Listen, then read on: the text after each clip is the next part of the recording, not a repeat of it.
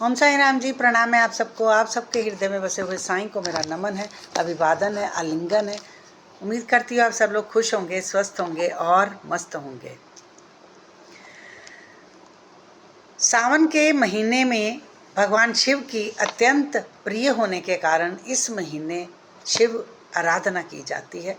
हर कोई भगवान शिव के मंदिर में जाकर उनको जल अर्पण, जो भी उनके पास सामान होता है, भगवान को कुछ नहीं चाहिए होता, उनको सिर्फ आपका प्रेम, आपका भाव चाहिए होता है। जो भी कोई प्रेम भाव से उसे फूल भी चढ़ा देता है, पत्ता भी चढ़ा देता है, वो तो इतने भोले हैं, तभी तो उनका नाम भोलेनाथ है, वो भी स्वीकार कर लेते हैं। लेकिन इस वीडियो में मैं आपको 2026 की शुरुआत में होने वाले जो शिव के व्रत हैं वो बताऊंगी। जुलाई 30 से लेकर 28 अगस्त तक ये व्रत चलेंगे और महीने का ये महत्व सबसे, इसमें कहते हैं आपके पास किसी भी चीज़ की कोई भी परेशानी है इस महीने दूर हो सकती है। चाहे वो धन की हो, चाहे वो स्वास्थ्य की हो, चाहे वो ब्याह शादी की हो, चाहे वो गरीबी की हो, कैसी भी समस्या हो, आपकी स्वास्थ्य नहीं ठीक रहता, आपके बच्चों की शादियां नहीं हो रही हैं, आपके घर में संतान नहीं है, आराधना करें पूरा महीना।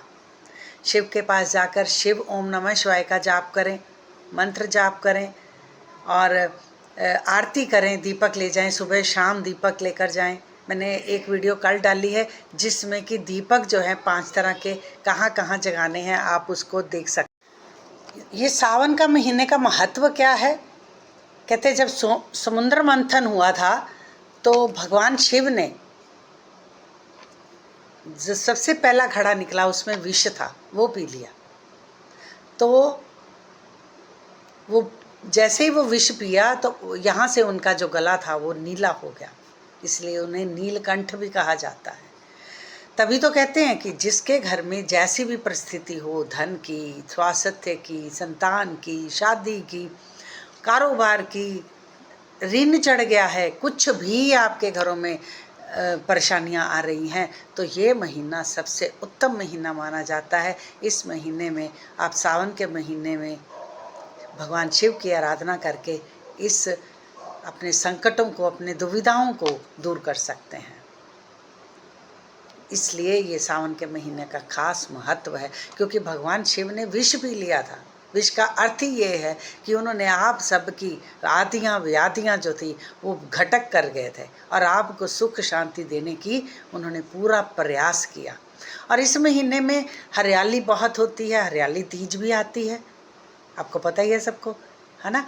तो हरियाली का भी, प्रकृति का भी बहुत इसमें रोल होता है सावन के महीने में, क्योंकि बारिश बहुत होती है, बारिश की वजह से हरियाली जो है वो और खिलने लगती है, चारों तरफ हरा हरा घास, हरे हरे पत्ते, है ना। और इस दिन आपको पेड़ भी लगाने चाहिए इस महीने में, वो भी आप लोगों के लिए शुभ माने जाते हैं।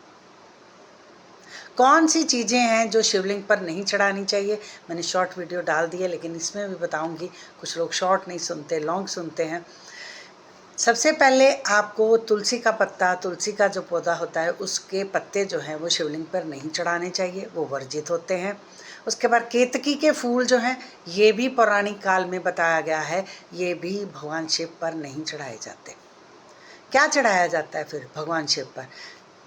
भांग, धतूरा, है ना, और बेलपत्र। बेलपत्र पर आप रोज़ शाम को 8 बजे के बाद दीपक जलाएं। आप अपने घरों की स्थितियां देखना। फिर मैं ना जो चीज़ करती हूँ मैं वो बताती हूँ, जो मैं नहीं करती वो मैं नहीं बताती, ठीक है ना। आप अपने घर की स्थितियों को देखना कि कैसे बदलती हैं। संतान नहीं हो रही, आप उसके नीचे जाकर दीपक जगाइए। नहीं जा सकते हो बाहर, घर पे ही एक मिट्टी का दीपक लगाओ, क्या कहते हैं, बेलपत्री का एक पेड़ लगाओ, उसके नीचे मिट्टी का ही एक शिवलिंग बना कर रख दो, उस पर दूध, दही और जल चढ़ाना शुरू कर दो। और बेलपत्री के 3 पत्ते, जो 3 की पत्तियां होती हैं, बेलपत्री उस पर चढ़ाएं। इससे आपके घरों की जितनी नकारात्मक ऊर्जा है वो सारी दूर होने लगती है। यह है आपके सावन के महीने की प्रकृति का क्या हिसाब है। प्रकृति ही आपको सब कुछ देती है, देखो, धतूरा चढ़ाना वो भी प्रकृति से, बेल चढ़ाने वो भी प्रकृति से, बेलपत्री चढ़ानी वो भी प्रकृति से। यही महत्व है प्रकृति का। अब इसकी पूजा विधि कैसे की जाए? सुबह सुबह उठो, स्नान करो, जा सकते हो मंदिर तो जरूर जाओ, नहीं जा सकते तो मैंने बता दिया है, घर पे ही एक छोटे से मिट्टी का शिवलिंग बनाओ, उस पर जल चढ़ा दो। किसी चाहे गमले में चढ़ा दो, नहीं इधर उधर रखा जाता, किसी गमले में ही छोटा सा शिवलिंग बना दो, तो उस पर दीपक जलाओ, शाम को भी जलाओ, सुबह भी जलाओ। आप अपने घर की नकारात्मक ऊर्जा को दूर कर देंगे। शिव पुराण में लिखा गया है कि पार्वती और माँ दुर्गा ये एक ही थे, इसलिए उनमें कोई अंतर नहीं है। तो इसलिए माँ आराधना करनी है, माँ की भी और शिव भोलेनाथ की, दोनों की आराधना करनी है। और जैसे जैसे आप उनकी पूजा अर्चना करते जाएंगे, आरती करें, उसके बाद दीपक जलाएं, आरती करें, ओम नमः शिवाय का वहाँ बैठकर जाप करें, माला जाप करें, कुछ भी करें जैसा आपको महसूस होता है ना, जितना समय आपके पास है। पर इस महीने अगर आप ज़्यादा समय देते हो ईश्वर को, तो आपके दुख दर्द खुद ब खुद घर से निकलने शुरू हो जाएंगे। ठीक है, मैंने बता दिया आपको कि आपको क्या करना चाहिए, क्या नहीं करना चाहिए। क्या नहीं करना चाहिए, सबसे पहला काम है क्रोध नहीं करना चाहिए। देखिए, पूजा अलग है, पूजा का काम अलग है। अगर उसका फल चाहते हो तो क्रोध ना करो, किसी की निंदा ना करो, किसी के साथ आप शब्द ना बोलो, किसी का अपमान ना करो। मीठा बोल सकते हो बोलो, नहीं बोल सकते तो साइड में हो जाओ।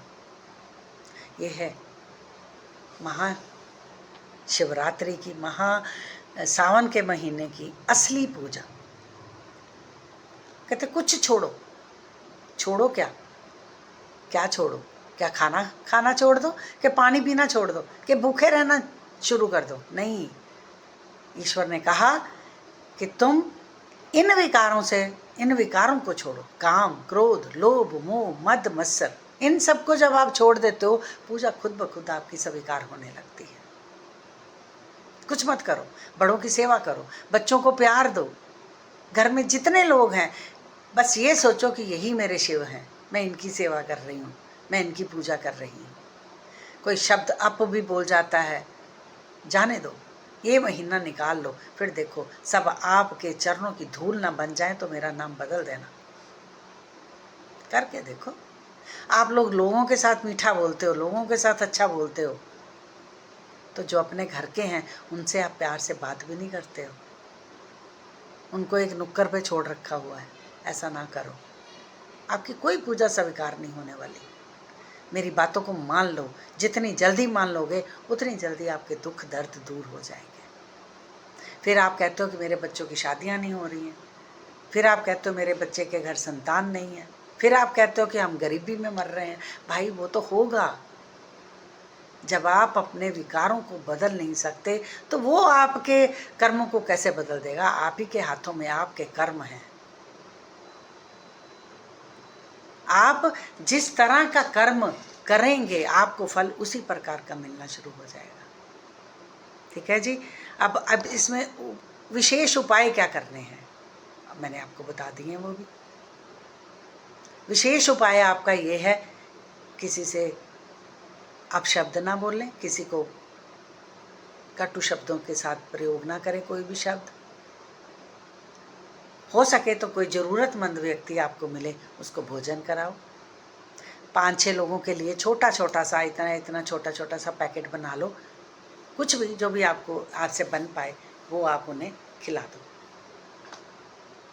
जाकर बांट आओ। सबसे बड़ा दान अन्नदान है, क्योंकि वो हम कर सकते हैं। बाकी वस्त्र दान, ये दान, वो दान, पैसा दान, है ना, कंबल दान, ये सब दान जो है ना वो थोड़े से लोगों के लिए कठिन होते हैं, लेकिन खाना तो हम खाते हैं ना, उसमें से कुछ भी आप दान करें। जब आप दान करेंगे वो दान आपको इस महीने लगेगा। अगर आपको ये सब बातें और सुननी है और ज्ञान चाहिए कि सावन के महीने में हमें क्या करना चाहिए, तो इस चैनल को सब्सक्राइब कर लें, लाइक कर लें और मुझे कमेंट में बताएं कि आपको इन सब बातों से क्या हासिल हुआ। ठीक है, आपका मन बदला कि नहीं बदला। अगर आपके मन में परेशानी है ना, ओम नमः शिवाय का जाप करें, जितना करेंगे ना उतना आपको फ़ायदा होने वाला है। ओम साईं राम का जाप करें, राम राम का जाप करें। आप जिस भी इष्ट को मानते हैं उसका जाप करें यार। ये भी कोई बंदिश नहीं है कि सावन के महीने में आपको सिर्फ ओम नमः शिवाय का जाप ही करना है। मैं तो इतने खुले विचारों की हूँ, कुछ भी अच्छा लगता है। अब जिस इष्ट को मानते हो उसका स्मरण करना शुरू कर दो, क्योंकि ये सावन का महीना एक भगवान शिव के लिए नहीं है, ये एक बहुत ही उत्तम और पवित्र महीना माना जाता है। ठीक है जी। ओम साईं राम। आज सबको प्रणाम है। अगर आपको अच्छा लगा हो तो प्लीज़ लाइक और शेयर ज़रूर करें। इससे मेरा हौसला बढ़ता है कि मैंने जो बताया उसको आपने सुना तो है कम से कम। ओम साईं राम जी। प्रणाम है। साईं भली कर रहे हैं।